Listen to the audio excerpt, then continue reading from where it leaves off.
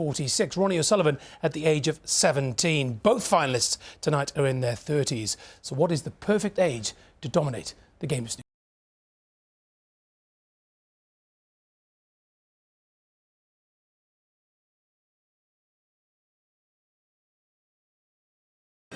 Steve Davis, United Kingdom champion. Yes. It's wonderful that you can have longevity in snooker. It's not that physical a sport. You can have a fantastic career because of that. Ian Doyle, who managed me, when I retired when I was 50, he said, "We'll play for one more season."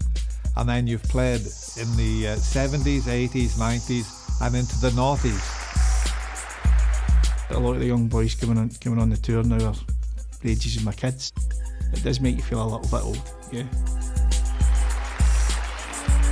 When I see some young kid, it sort of reminds me of myself, I think, when I first came on the scene. Well, Stephen taking this on. And it's good to see the contrast. The perfect age for a snooker player. It's very difficult to put a number on it. When I turned professional, the two greatest players in the game at the time were Ray Reid and John Spencer.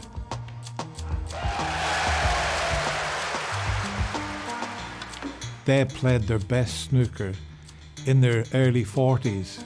It's the perfect age for a snooker player because they've got so much experience.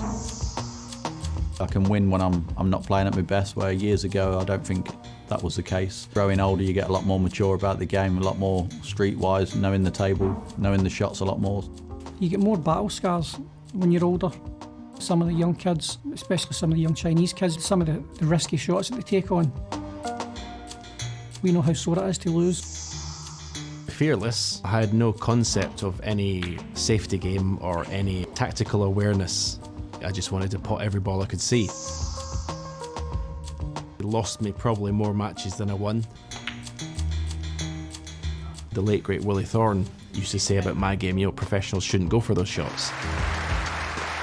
Victory at 10 frames to 8, and the sportsmanlike Willie Thorne applauds 17-year-old Stephen Hendry. You watch someone like Judd Trump when he first came on the scene, going for everything.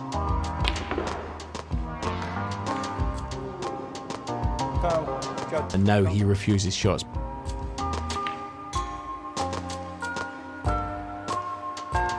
Patience, and even my scoring is probably better, so I think if I played myself now it would be 6-1, I reckon.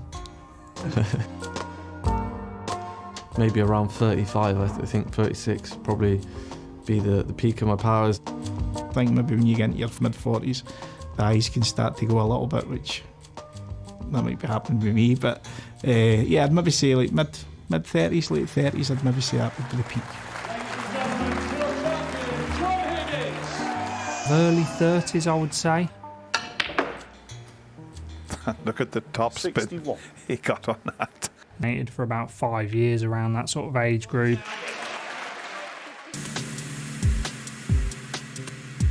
In the 90s and early 2000s, it seemed that when players got to 30, then they started to fall away from the game. Now, though, I think that you look at Mark Williams, John Higgins, and Ronnie. Ronnie's just won his 6th world title at 44. Snooker players are learning from a lot of other sports. The better you treat your body over a long period of time, then you're going to get really good results. I probably think Ronnie would be the benchmark for all that. There's not too many people who are seriously overweight going to win a world championship. People who are there and doing well in it look after themselves.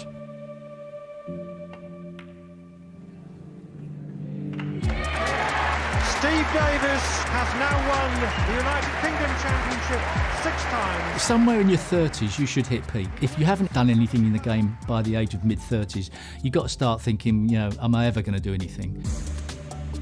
If you were a freak of nature, like Ronnie seems to be, maybe you could play your best snooker, perhaps just into your 50s. I think we were blessed with an unbelievable year in '92. To have Williams, Higgins and O'Sullivan come in that year as juniors have just been something that's exceptional. And they've just dragged the game along. This young man is not 18 yet. Ladies and gentlemen, tonight belongs to 17-year-old Ronnie O'Sullivan. They're still playing to a very high standard because they're so special players. I don't think it's a a common theme that when you get to your mid to late 40s, that's when you're going to play your best snooker. Mark Williams, he was going to give up 4 years ago, but he's now back in the big time. Me and Stephen Hendry more or less blew up at the age of 40. I wasn't applying myself on the practice table the way I used to. Turning pro at 16, I was by far the youngest. I was straight back to bed early and up early for my 6 hours practice.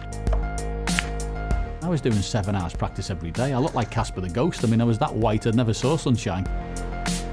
My children came along and I taking them in the park and feeding the ducks was a bit more important than putting the hours in. The longer you're in the game, I think it's harder. The experience just tells you that it hurts if you hit the ground. And if you hit the ground too many times, you start to be frightened of hitting the ground. That's why we're all desperate to watch Stephen Hendry come back, because he's got to go through the mill. And if he's not prepared to go through the mill, he's got no chance. I need to sort of lower everyone's expectations about it, and people are saying it's the worst comeback ever because I still haven't picked my cue up yet. I suppose if someone said, have you got any goals, it's to play the Crucible again. The perfect age for a snooker player can depend upon the individual. That's the biggest cop-out you're going to get. I think anywhere from 20 to possibly 40. You've just got to be good. Hope you enjoyed that. Some wonderful memories and some incredible photographs of these two and Stephen and so many of the stars that we all grew up with as well. Absolutely wonderful. I can sit and watch that all day long as well. But we'll do the serious stuff first. Interesting what you said, that if you're in your 30s and you haven't won a major tournament, you have to question whether you'll ever do it. Yeah, that's the worry. I mean, I think you have to be more patient these days because there's so many good players. But somewhere down the line, you've got to sort of ask yourself that question. How long do I have to go on for before bashing your head against that wall? But yeah, it's possible. It does happen, but it's getting more and more unlikely the older you get. And you make a great point as well about fitness off the table, because so many of these guys as well, they look after themselves. They're in the gym, aren't they? Judge in the gym. Yeah, the flat bellies are winning, that's for sure. That's what you need to be. I mean, the lads are taking it totally serious in every department. I mean, Judd's routine is absolutely incredible. The amount of time he spends in the gym and in the practice table. You know, it's the way forward. For any of the youngsters coming forward, this is what Judd's doing. He's making the sacrifices, and that's why he's winning. Allied to his talent, obviously, but that's why he's winning as well as he is. Yeah, and the fun stuff as well, seeing Stephen Hendry, he actually watched that go out with us in the studio, and looking at him looking like some sort of young film star. He sat today looking like as if he's just come out of New Kids on the Block or something with a baseball cap. I know. For once, I actually agree with him as well. It is the worst comeback in the history of sport.